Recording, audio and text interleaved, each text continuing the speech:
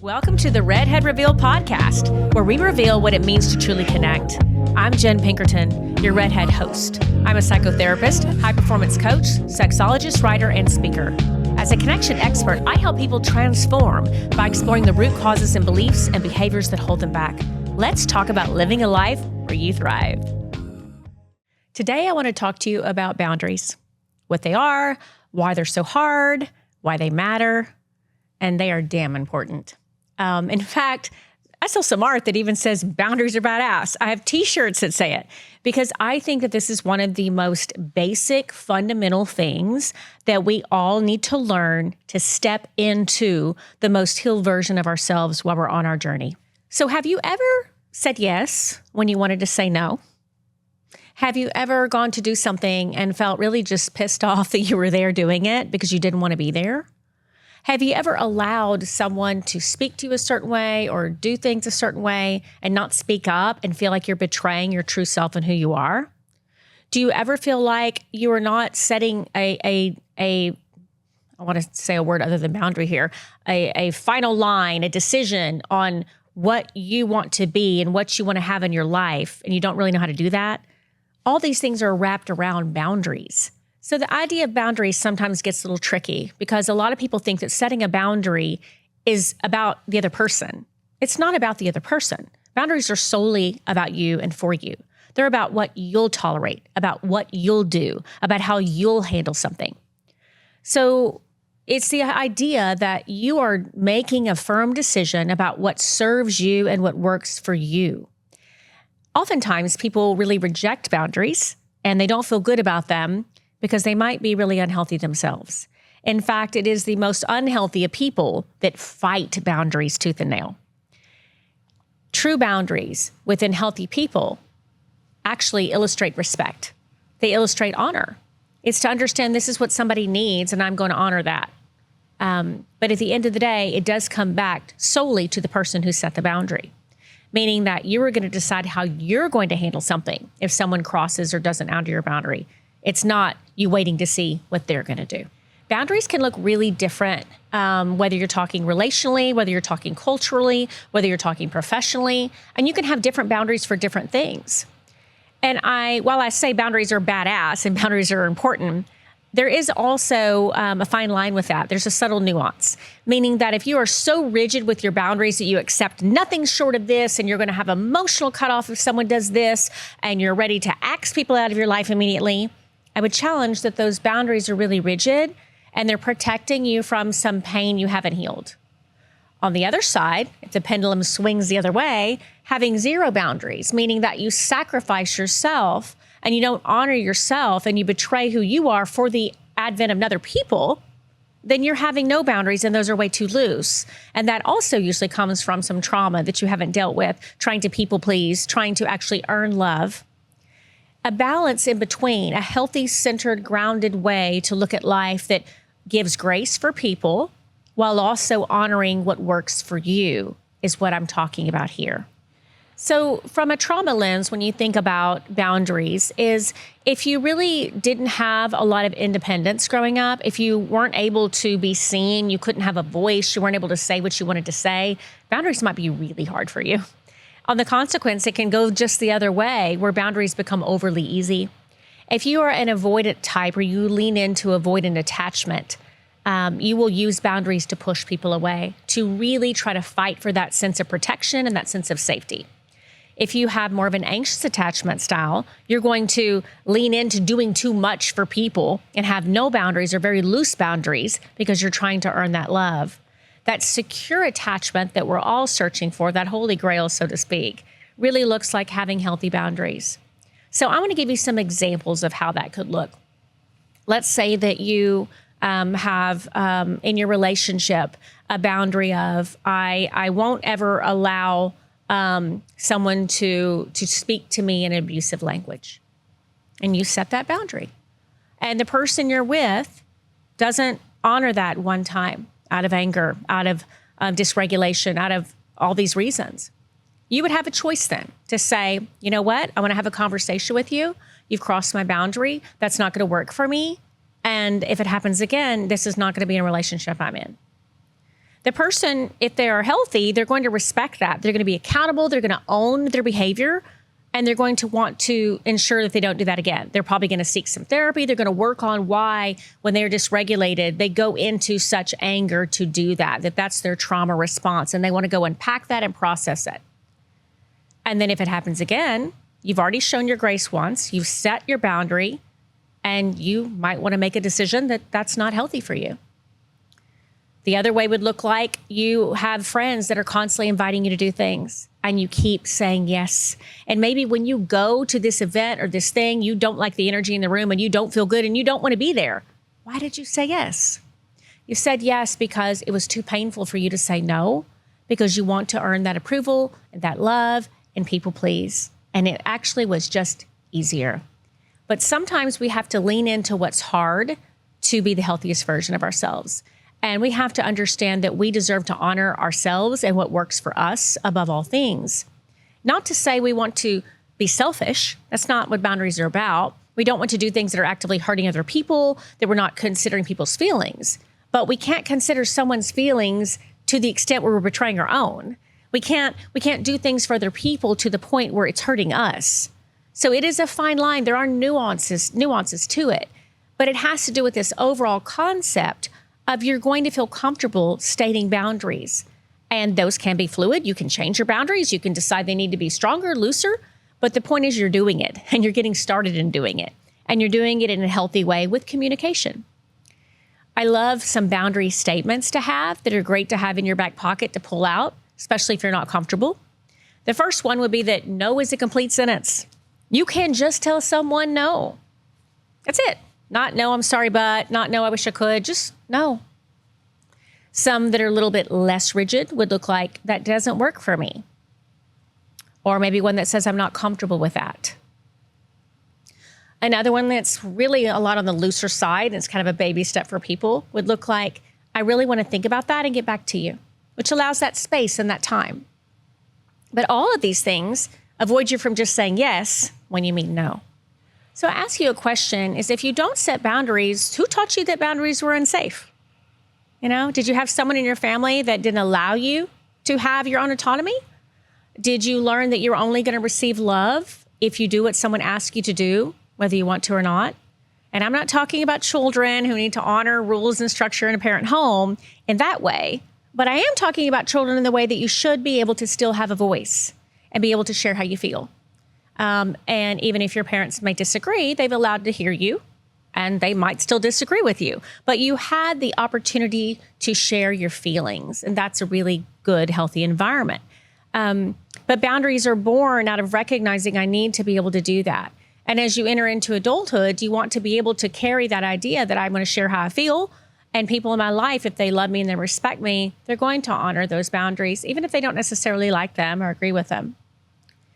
Boundaries sometimes get really convoluted when people talk about emotional cutoff, because there's a lot of, I hate to say the word trend, but almost this idea lately that, rigid boundaries, someone does this, I'm cutting them out of my life and I'm no longer talking to them. That protecting peace can also go too far. I want everyone to protect their peace. But I also want you to do it in a way that feels authentic to you and that allows for conversation and communication before you set that boundary. If you have someone that's mistreating you and you've talked about it and they understand your point of view, but yet they make no change, well, by all means, set the boundary. If you have a family member who you've been sharing how you feel, maybe y'all have even tried to go to therapy, maybe there's been a lot of unhealthy dynamics y'all tried to work through and it doesn't change, well, then set your boundary. But I want boundaries to be used in that healthy way on both sides, where it's not something that's just the catch-all because it's easier. In fact, boundaries can be a little hard sometimes. I want you to use them with those distinguishing factors and to be able to consider the whole perspective. Because boundaries are badass. And the moment you start leaning in to honoring your own truth and living in a way that feels good to you, you're going to get a lot more comfortable with using them. Especially for women. Women are sometimes praised for self-sacrifice. They're praised for being the kind of person that says yes and fixes things and do all things. And it feels selfish to say no. But you are allowed to say no. And that may be hard, but that hard part might be a glimpse that you might have some work to do on that. Some red flags about when you think you might need to set boundaries could look like you're exhausted. You feel emotionally depleted and exhausted because you're not able to say no. Another red flag relationally might be that you over-explain everything because you're so uncomfortable with saying no. You're so fearful of that backlash, or you're fearful that you might have to walk on eggshells around it, that you over-explain your boundary. You over-explain how you feel about anything. And we should be able to have healthy conversation, two-way, and not have to be worried about things where you have to give so much information, because frankly, over-explaining is a trauma response in itself. It means you didn't feel heard, or you had to speak really quickly to get it all out before someone cut you off. So you're almost vomiting up this plethora of information that's not necessary. Does any of that sound familiar to you? So a practical example on friendships would be, like, let's say that for one weekend, you said yes to everything. Would you feel totally drained and exhausted? Or what would it look like if you said no to some things and yes to the things that really filled your cup? Would you feel good? That's what boundaries does for you. A physical red flag about not having boundaries is that you have no self-care. Your burnout is big. You neglect yourself. You have poor sleep hygiene, and you're not setting a boundary for whatever in your life it is that's depleting you. And maybe that looks like needing to have boundaries in your family life with parenting. Maybe it looks like setting boundaries with your kids about when bedtime is and enforcing that. Maybe it's having more rules and structure. And if that seems foreign to you, do it gently. Do it with some conversation. Do it with some understanding. Seek some help in therapy if you need to understand how to implement those kind of boundaries. But whether they're relational, whether they're parenting, whether they're professional, whether they're about friendships, boundaries are so very important, and they truly shape how we feel about ourselves and what kind of energy we're putting out into the world. Because I'll challenge you, think about people that walk in a room and they feel almost just this healthy energy, this sense of where it radiates. I would say that that person has a damn good hold on their own boundaries. Because otherwise you sense this energy of this overness or this underness. You sense this energy of someone not caring about what people think, or someone caring too much what people think. It's balance. And that balance aligns with having healthy boundaries. So there's a few steps into having boundaries and setting them. And the first is you want to get some clarity around what your needs are, what you're feeling. And once you get that idea of what that looks like or how you want to start with it, then you're going to communicate it in a healthy way, not in an attacking way, not an accusing way, just in a way of saying, hey, this is something I've learned, this is a need for me, and I want to set a boundary around it. And then you're going to have to expect a little pushback. Even from healthy people at first, it might feel weird to them. Like, why are you doing this now? Did I do something? And that's where conversation steps in. That's when you say, no, this is really not about you, but I'm setting boundaries for my whole life. And I feel like if I say them here with you too, I'm able to hold myself accountable for that. Because remember, boundaries are about you, not about them. And you explain that and you illustrate that. Being able to set that boundary with all the people in your life, whatever that is, and knowing that it might be a little hard, but the end result is you're going to feel more balanced, you're going to feel more grounded, and you're going to feel like you're protecting your peace. I think that it's a great lesson to learn and implement in small ways. So the first time, maybe you do it with somebody that's trusted, that you already know loves you, that you know it might go well. And then you do a little bit harder and a little bit harder the next time. And one of the hardest places to have boundaries sometimes can be at work, because we are conditioned to overachieve, to do more, to be more, and to basically try to rise up. You know, we want to climb the ladder, that idea of the more we do and the bigger our accomplishments are, the more money we're going to make. And it's the rat race of life. And while I certainly think that you need to be focused on your career path and what you want out of it, doing so with no boundaries is going to leave you feeling exhausted and probably sucking at your job. So the more you have boundaries, they don't have to be so rigid where it says it's 5:01, I'm off work, because sometimes this quiet quitting culture has done that, where we don't have this ability to have a nuance or a conversation. I think there's an in-between where then you actually could have a talk with your superior, with your boss. You could say, hey, I really need to leave pretty quickly when I'm supposed to get off work because I've got traffic, I get home and I have family. So I would like to start checking in with you at noon to see if there's anything last minute you think might come up, so I can be so focused on it because I got to get out of here. And if your boss and who you report to is a healthy person, most likely, I would hope they would say, great, I'm glad you came to me with that, and I'll try to be sure I let you know.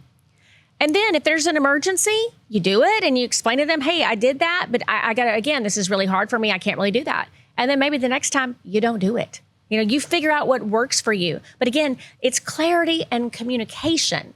We can't just set a boundary and expect the world to understand it. We set a boundary and we talk about it because we feel good about it. We feel good about our choices, good about what we're doing. Now, when you get the pushback, again, that doesn't necessarily mean you're wrong at all.